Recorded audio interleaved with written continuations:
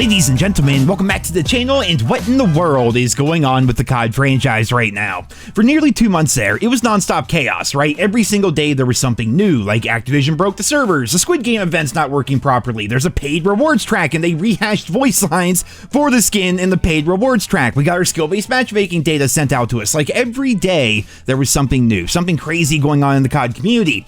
And then all of it stopped, like pretty much out of nowhere. Just suddenly, everything calmed down, and I won't lie, it's been kind of relaxing, but it's also really concerning because it seems like overall interest in the game is at an all-time low, or at the very least a historic low, because nobody is talking about Call of Duty, nobody is really playing Call of Duty. TimTheTatman actually had a really interesting take on this, and we'll be checking that out here in a bit, but Activision really shot themselves in the foot this time around. Like, the sheer amount of problems with Black Ops 6 that just went unchecked for months, alongside their manipulative matchmaking bullshit, has finally caught up to them. Like, interest in this series right now is dangerously low, and I know that we use Steam charts quite a bit here on the channel because it's pretty much the only accurate data we have access to, but the average monthly players for COD right now is actually kind of scary. So the numbers that we see 2 months into the Black Ops 6 lifecycle are nearly identical to the numbers that we saw at the very end of Modern Warfare 3 and even Modern Warfare 2. And the end of a game's lifecycle is when everything is mostly dead, right? Like, everything is finished. The game's been out for an entire year. We just finished playing the beta for the new game, and basically at that point in the life cycle, nobody is playing the current COD. They're all just waiting on the next COD to come out, right? Well, Black Ops 6 is already at that point in terms of player count, and the game's only been out for a couple of months. Like, there are still 9 or 10 more months to go. Season 1 isn't even finished yet, and we still have seasons 2, 3, 4, 5, and 6 to go, and people are already checked out. Nobody cares. They're burnt out from the matchmaking. They're tired of the cheaters. The servers have been horrible. The game feels dead when you play it because nobody speaks, because everybody's being chat banned. The list goes on, and right now it feels like the game is over. You know what I mean? Like, if this was any other game, we would just say it was dead and forget about it, but because it's Call of Duty, there will always be somewhat of a player base, but we have never seen anything quite like this in the 20 plus years that the franchise has been going on. It feels like we're at a point where people only want to hear about what's wrong with Call of Duty. Nobody seems to actually care if a positive change is made, and I think those feelings are completely justified, because on one hand, when new content comes out, like it will with Season 2, things like the new maps, the new guns, zombies of course will be a big ticket drawer for a while. People care about that, sure, but when the core problems with the game still exist,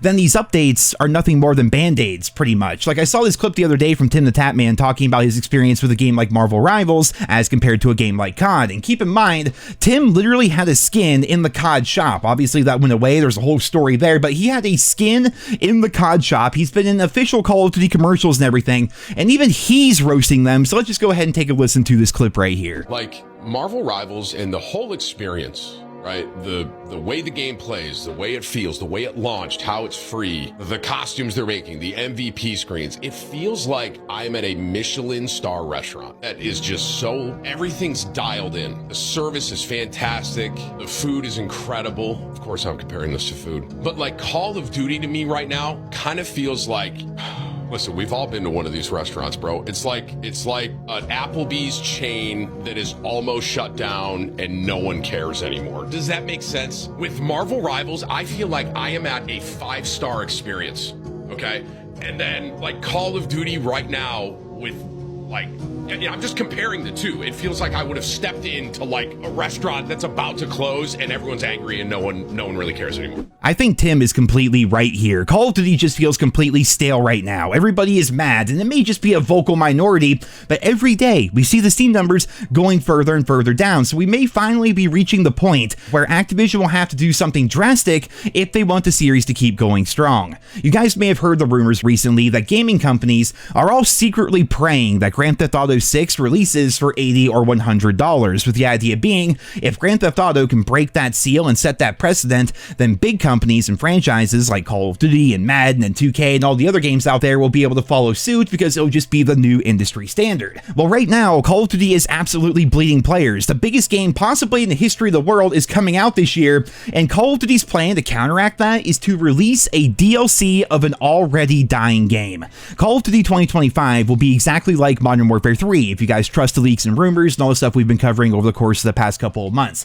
Essentially what they plan to do with Call of Duty 2025 is they're going to release it, and most of the launch maps are just going to be remasters of Black Ops 2 maps. There's no word on if carry forward is going to happen. I feel like it's pretty likely, but if the narrative gets pushed once again that they are releasing a $70 DLC like they did with Modern Warfare 3, then the numbers are going to be even worse. You guys may remember, but it was something like Modern Warfare 3 sold 38% less during its launch when compared to Modern Warfare 2, so if the same thing happens again this time around while GTA 6 is out, Call of Duty could actually be completely cooked. Like, maintaining the status quo isn't going to do anything to help the series. It's been on a steady decline, and Activision knows damn well what needs to be done, but they're afraid. They are afraid that if they change the matchmaking and make it go back to normal, that all the casual players are going to leave, but they might as well just pull the trigger on that because pretty much everybody is already leaving anyways. Like, I don't know why they have this idea in their heads that the game cannot be successful without skill-based matchmaking. Like, Call of Duty itself, throughout the entire Golden Age to the Jetpack era, and even the games like World War II and Black Ops 4,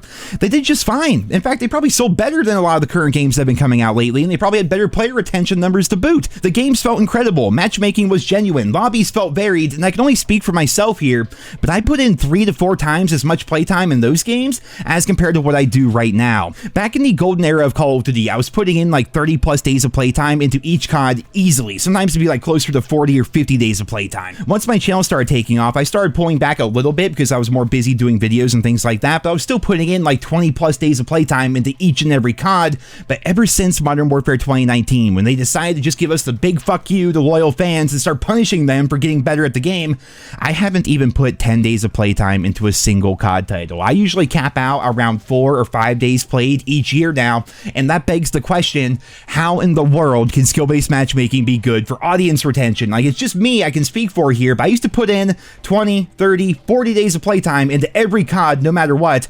Now I put in like 3, 4, maybe 5 days of playtime into each COD, and it's been like that for the past 5 years. How can this possibly be good for player retention? They basically just did what they do best, where they try to fix something that wasn't broken while ignoring the actual problems with the game, and now they're too stubborn and too prideful, or maybe just too stupid to admit that they made a mistake. They've conditioned this entire new era of Call of Duty player to think that what we've seen recently is what Call of Duty is and what Call of Duty's always been. New gen players have no idea how good Call of Duty actually was back in the day and how good it could be now because they've been conditioned by the matchmaking system and they don't know any better. It's only longtime fans like us who remember how good the franchise used to be, and I think that's why we keep sticking around. There's always this hope that COD will be good once again, but Activision keeps doubling and tripling and sometimes quadrupling down on their matchmaking algorithm because they believe that is what's best for business. Well, unfortunately for them, the numbers don't lie, and Call of Duty is really down bad right now, and it's only going to get worse as we get closer to GTA 6. Like, the launch of the game is supposed to be the best time of the year in terms of money and player count and everything else, and Black Ops 6 failed in that regard. Like, the launch was fine, I'm sure, but it fell off a cliff so fast, like in record numbers after the launch, and Season 2 is a couple days away, and I'm genuinely curious if it's even going to matter. Like, will it actually bring players back? I guess we're gonna have to wait and see, but ladies and gentlemen, I'm just gonna wrap up this video here today. I hope you guys all enjoyed it, and I'm also curious to hear down there in the comments how many of you are playing Black Ops 6 or Warzone right now, and if so, how often do you play? Let me know about that. I hope you guys all enjoyed this video here today. Thank you all so much for listening, and I hope you guys all have a wonderful day.